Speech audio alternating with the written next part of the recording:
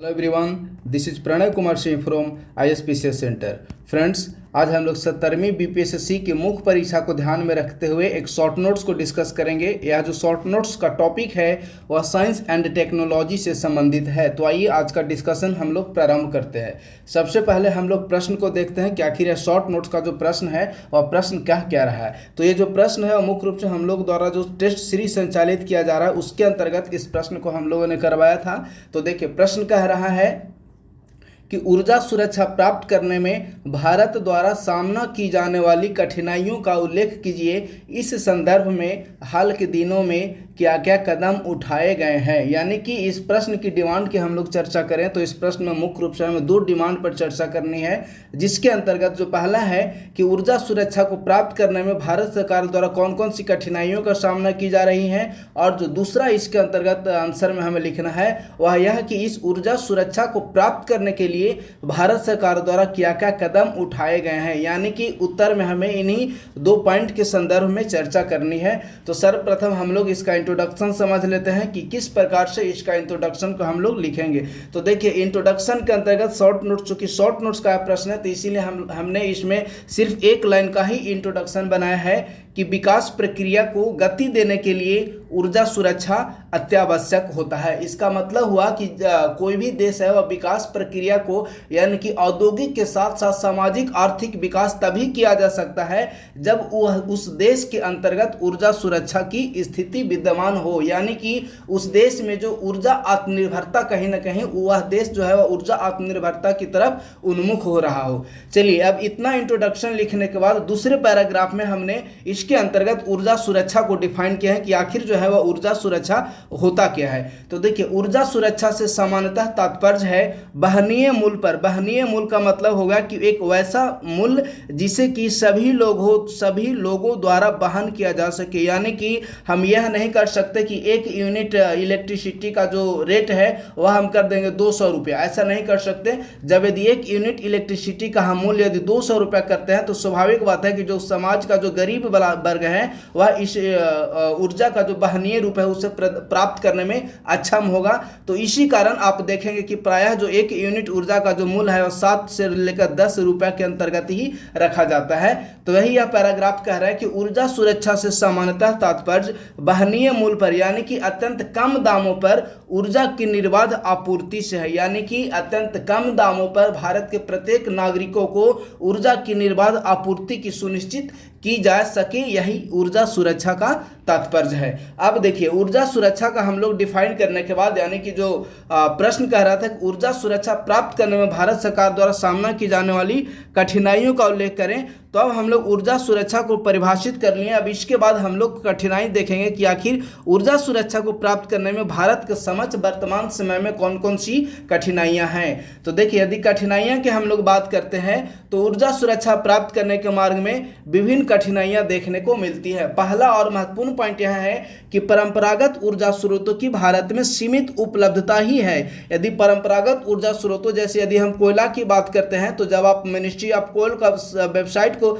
Visit करेंगे, ministry of coal का website के अनुसार उसमें स्पष्ट रूप से बताया गया है कि भारत में वर्ष 2022 ईस्वी तक की जो ऊर्जा है यानी कि भारत में वर्ष 2022 ईस्वी तक का जो कोयला का कुल भंडार है वह 3,61,411 मिलियन टन ही भारत में 2022 ईस्वी तक कोयला का भंडार उपस्थित है। तो स्वाभाविक बात है कि यह जो मात्रा है वह एक निश्चित समय अंतराल पर जाने के बाद यह जो मात्रा है वह समाप्त हो जाएगी। तो यही पहला पैराग्राफ कह रहा है कि परंपरागत ऊर्जा स्रोतों की भारत में सीमित उपलब्धता है एवं निर्भरता। देखिए, भारत में वर्तमान समय में जो ऊर्जा का कुल उत्पादन हो रहा है उसका 75 से 80% ऊर्जा का जो उत्पादन है वह परंपरागत ऊर्जा स्रोतों से ही देखने को मिल रही है। यानी कि भारत में कहीं ना कहीं जो ऊर्जा की प्राप्ति है उसके लिए जो भारत सरकार है वह परंपरागत ऊर्जा स्रोतों पर ही निर्भर है। नेक्स्ट दूसरा पॉइंट कह रहा है अपर्याप्त अवसंरचना और कौशल की कमी। अपर्याप्त अवसंरचना की बात करें तो भारत में वर्तमान समय तक भी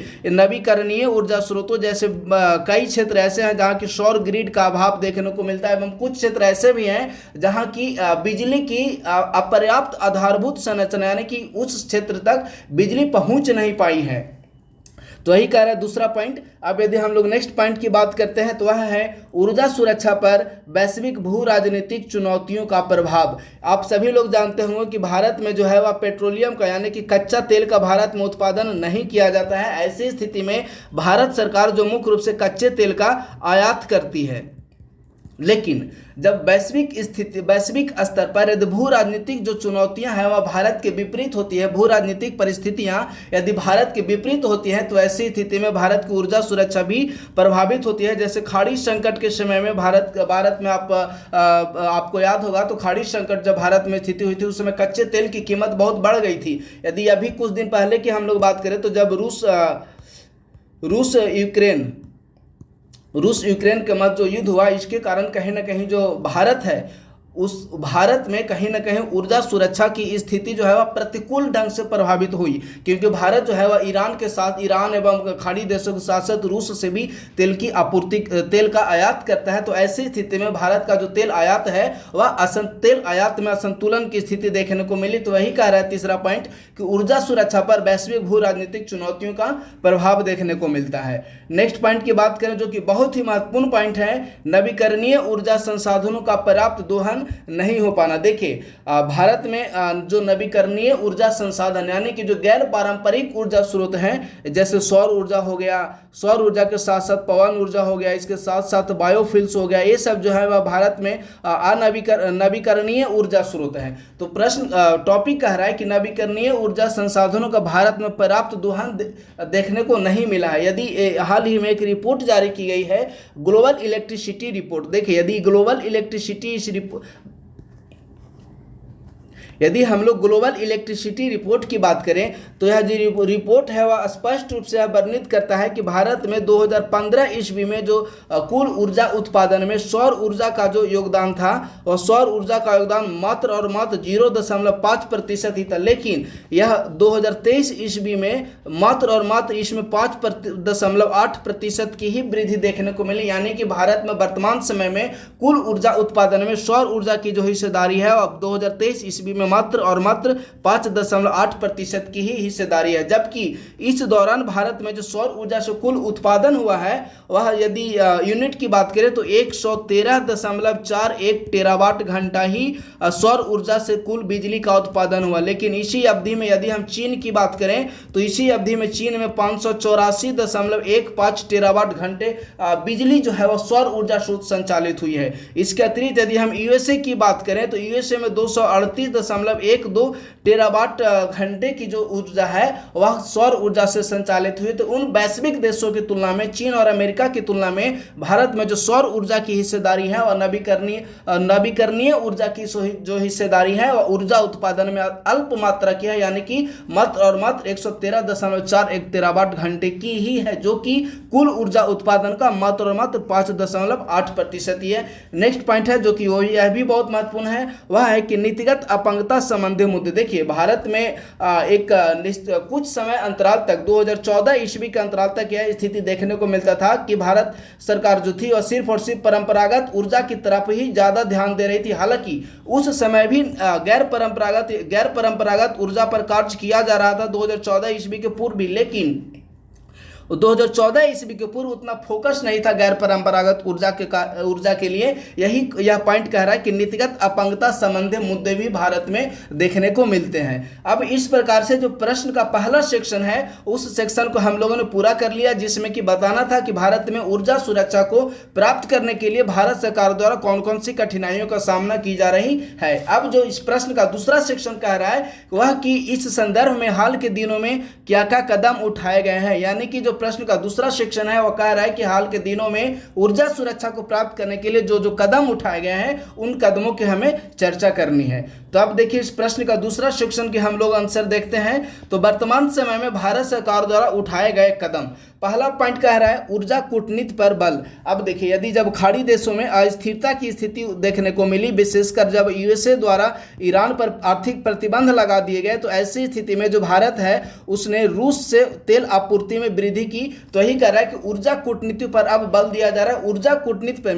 ऊर्जा कूटनीति के अंतर्गत तेल का आयात के लिए हम लोग विविधता, तेल के आयात में विविधता पर हम लोग बल दे रहे हैं। बेसिकली यदि बात करें तो पहले क्या होता था कि सिर्फ और सिर्फ खाड़ी देशों के साथ ही, खाड़ी देशों से ही भारत द्वारा तेल का आयात किया जाता था, लेकिन अब इस क्षेत्र में हम लोग रूस के साथ भी तेल का आयात कर रहे हैं। इसका मतलब हुआ कि हम लोग तेल का आयात में कहीं ना कहीं विविधता ला रहे हैं। इसके अलावा नाभिकीय ऊर्जा पर, नाभिकीय कूटनीति पर भी हम लोग बल दे रहे हैं, यानी कि विश्व के विभिन्न देशों के साथ असैन्य नाभिकीय समझौता पर हम लोग, असैन्य नाभिकीय समझौता हम लोग कर रहे हैं, जिससे कि भारत में जो शांति के लिए जो नाभिकीय ऊर्जा का उत्पादन किया जा रहा है उसको और बढ़ावा दिया जा सके।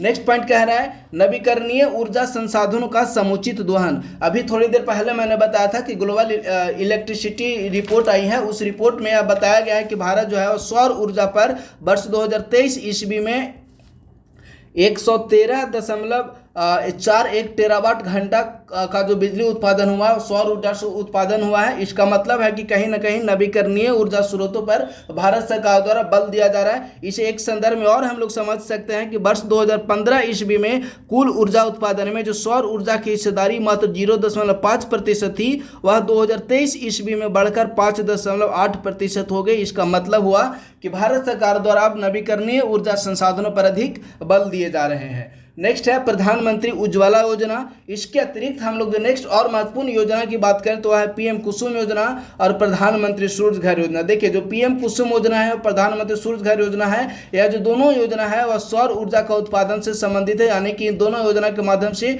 सौर ऊर्जा उत्पादन को बढ़ावा दिया जाएगा। इसके अलावा जो नेक्स्ट है वह है कि भारत सरकार द्वारा एक टारगेट फिक्स किया गया है कि वर्ष 2030 ईस्वी तक जितने भी जो ऊर्जा का उत्पादन होगा उस ऊर्जा का उत्पादन में 50% जो भागीदारी होगी वह नवीकरणीय ऊर्जा स्रोतों से ही होगी। यानी कि वर्ष 2023 ईस्वी तक सपोज करते हैं कि 200 गीगावाट बिजली का उत्पादन यदि डेली होता है तो इसमें 100 गीगावाट जो बिजली का उत्पादन होगा प्रतिदिन वह नवीकरणीय ऊर्जा स्रोतों से होगा। ऐसा भारत सरकार ने लक्ष्य रखकर चली है। इसके अलावा यदि हम लोग बात करते हैं तो है कि हाल ही में भारत सरकार द्वारा ऊर्जा के क्षेत्र में अब संरचनात्मक विकास पर काफी ज्यादा बल दिया जा रहा है। यदि अब संरचनात्मक विकास की बात करें तो देखिए पिछले कुछ समय में काफी चर्चा में रहा है 2 साल पहले कि भारत सरकार द्वारा रणनीतिक पेट्रोलियम भंडार का निर्माण किया गया है। तो हम लोग देखते हैं कि भारत में मुख्य रूप से 3 जगह ऐसे हैं जहां की रणनीतिक पेट्रोलियम भंडार का निर्माण किया गया है। पहला है मंगलूर जो कि कर्नाटक में है, मंगलूर के अलावा है पादुर, यह भी कर्नाटक में है, और इसके अलावा एक और है वह है विशाखापट्टनम।